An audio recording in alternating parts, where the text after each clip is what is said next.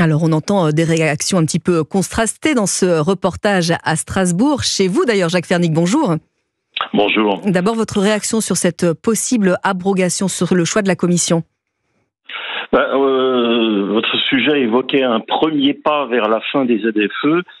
Moi, je suis convaincu que c'est un faux pas. Un faux pas malencontreux. Donc, en commission spéciale, il y a ces 26 députés, ils étaient 26, qui ont voté pour le principe de suppression des ZFE.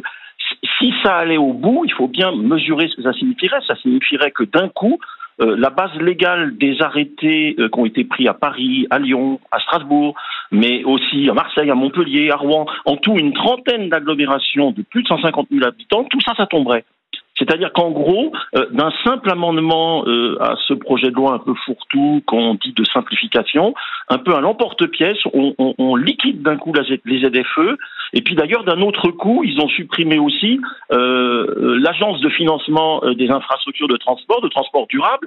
C'est pas des façons de travailler. Les ZFE, c'est vraiment répondre au problème de la qualité de l'air. On a 40 000 morts chaque année directement causées par la mauvaise qualité de l'air qui est largement provoquée par nos gaz d'échappement.